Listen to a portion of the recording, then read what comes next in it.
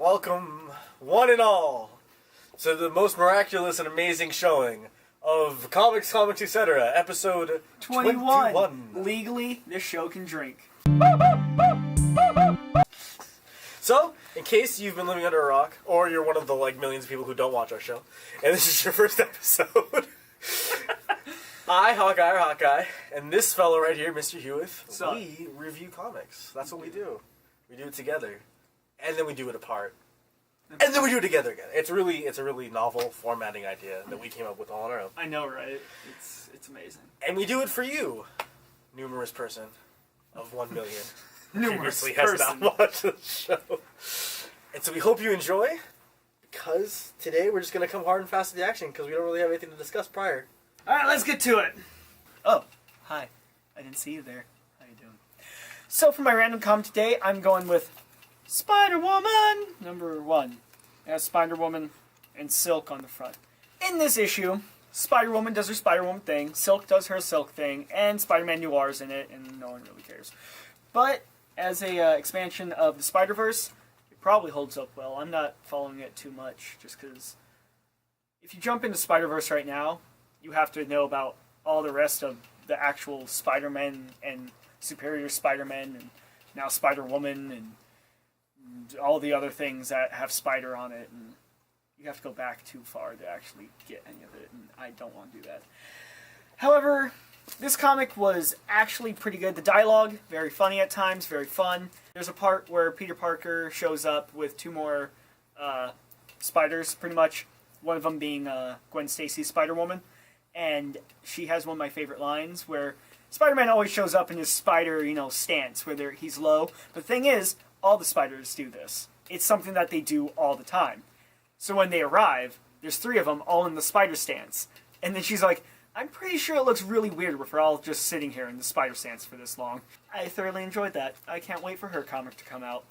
This gets a 7 out of 10.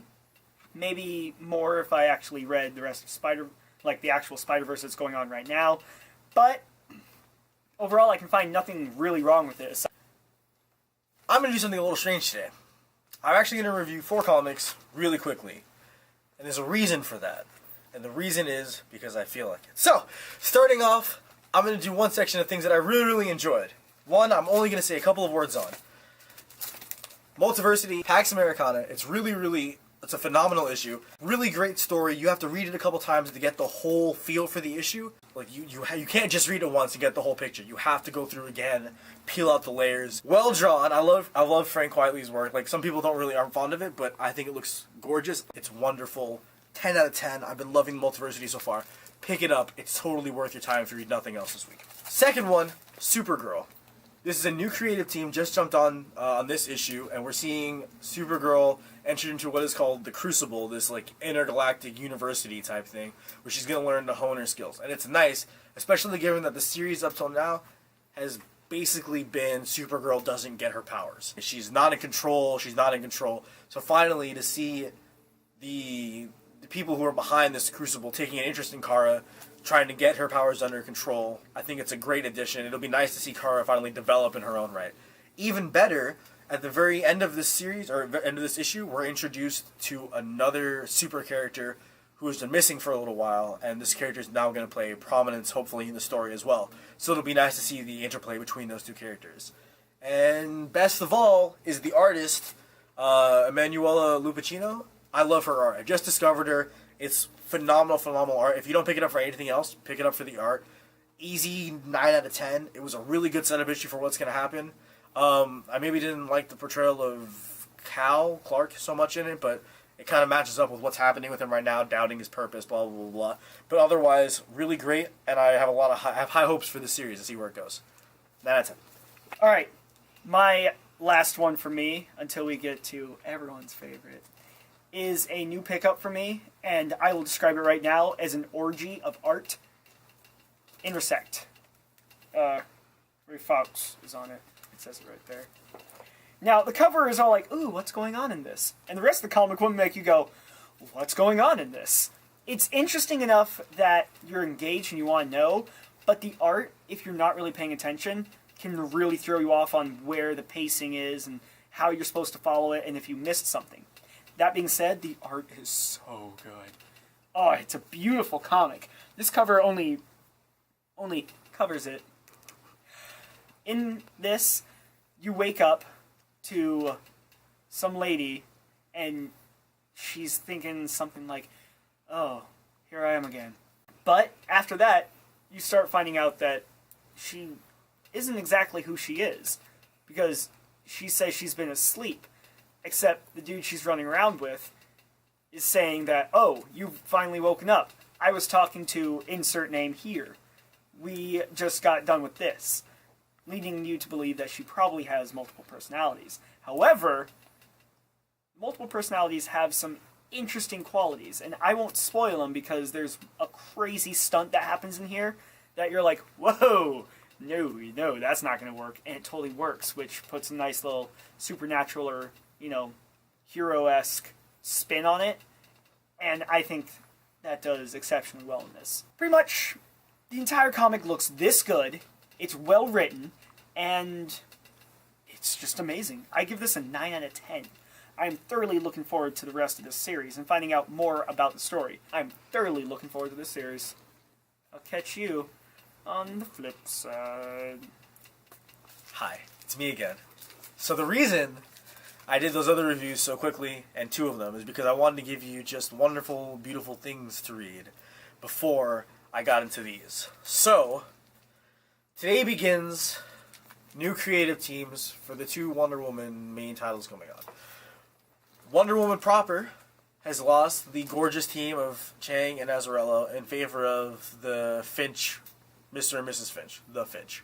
That's what I'm going to call them from now on. And Superman Wonder Woman has obtained the what would normally be stellar creative team of Peter J. Tomasi and Doug Mahnke, both creators that I love on their own.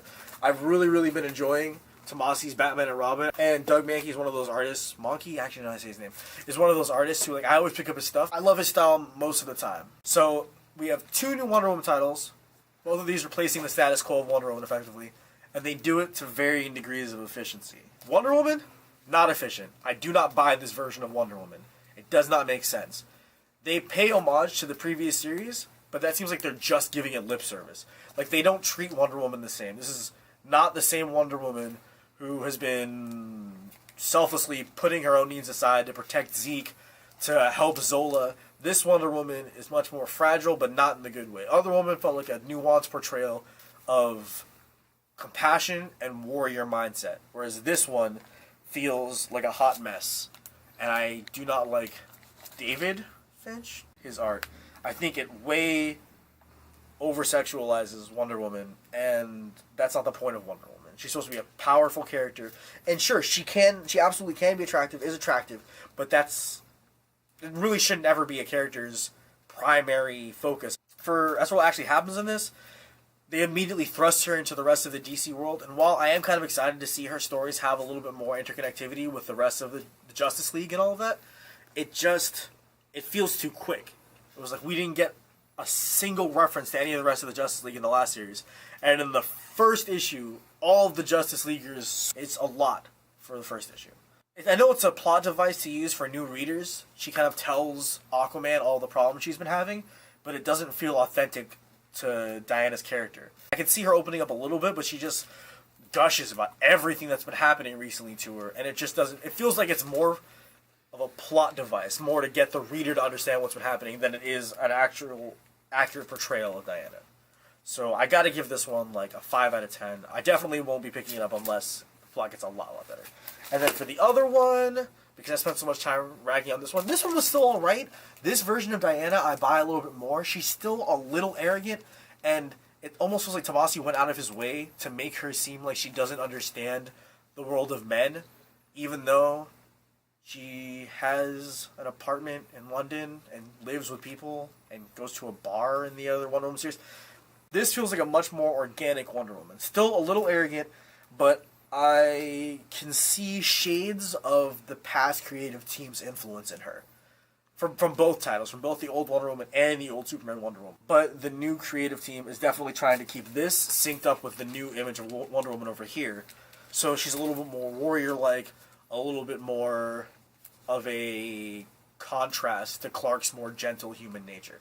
This one, I'm much more willing to give a chance. I think it's going to be a decent read. Again, the creative team I trust, so I'm going to give it a 7 out of 10 because they own their vision of Wonder Woman, but I don't know if I'm on board yet. 5 out of 10, don't pick this up. 7 out of 10, do pick this up. Well, that was fantastic. I think I thoroughly enjoyed it, and I think we should do it one more time. Go again!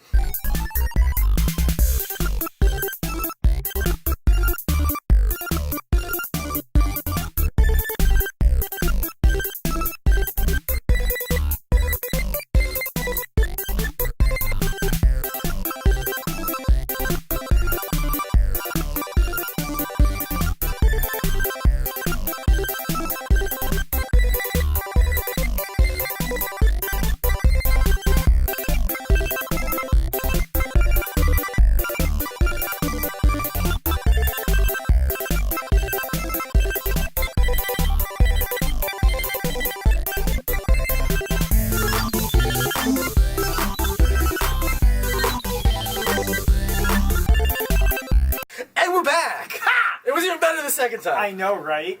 But now, we move on to the mainstay of our show. The fabulous and irreplaceable New 52 Features End. We're on 29. Are we? I got it right! Attaboy. If you've watched last week's episode, which you may have not done, you should watch it now. We'll give you a second. Oh! Jason gets in the way. No one saw that coming. Female Firestorm? How could that possibly happen? Who is she? So as you can see, the events in this week's issue culminate in the creation of a new Firestorm, who's obviously female. So How can you tell? It's the eyes, mostly. That wide grin?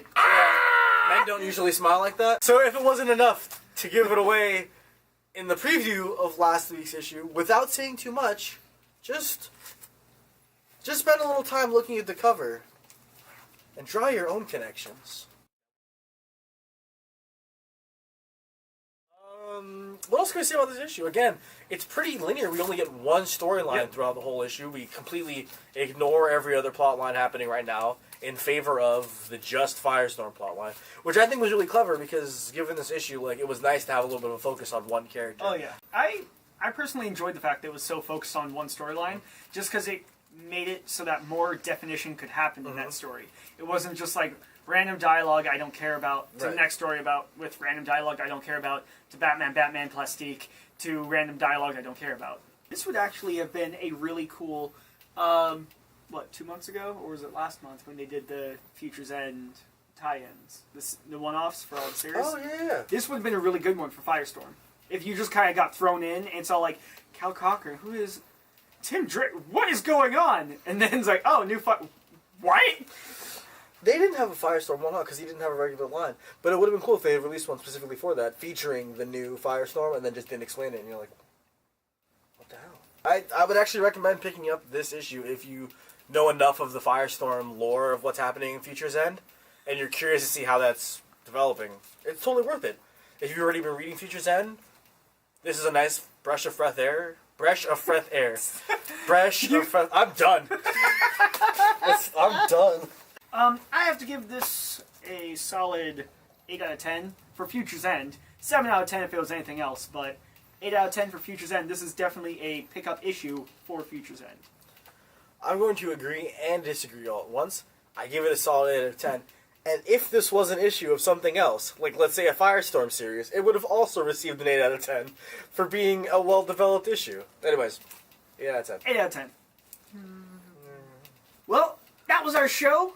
We hope you thoroughly enjoyed it. If you did, please let us know. That way we know, because it's good to speak the truth, especially when it's in your heart. Just call it to the heavens, or the internet, whichever's closest. I think you thoroughly summed up the disappointment with Wonder Woman, where it's going right now, but if you'd like to touch on it a little bit, I'd enjoy that. I don't know. Looking at the ways both these Wonder Woman comics are handled, the Superman Wonder Woman one, since it comes first to mind because it's right there. Right. He's looking at it. I'm looking right at it. It comes to mind first because even though it's supposed to be a younger, more naive version of Diana... At least in the beginning. Yeah, in the beginning. I didn't get to the rest because the beginning was just so disappointing.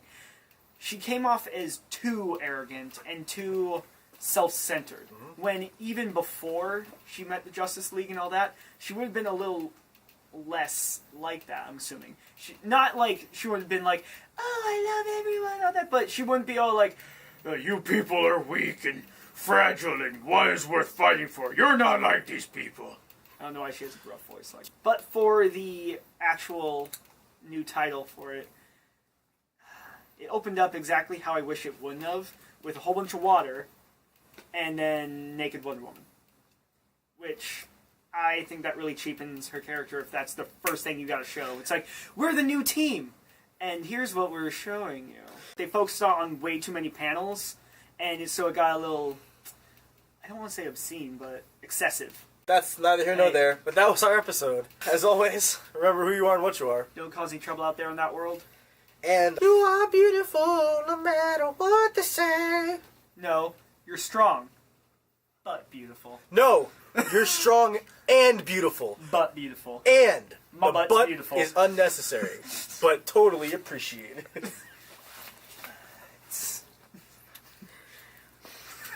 But that's it. We're not refilming it. One lives in a cave.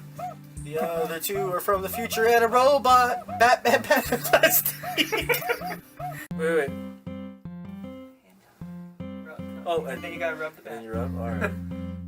That's for sentimental value. A friend taught that to me. You had a friend? Yeah.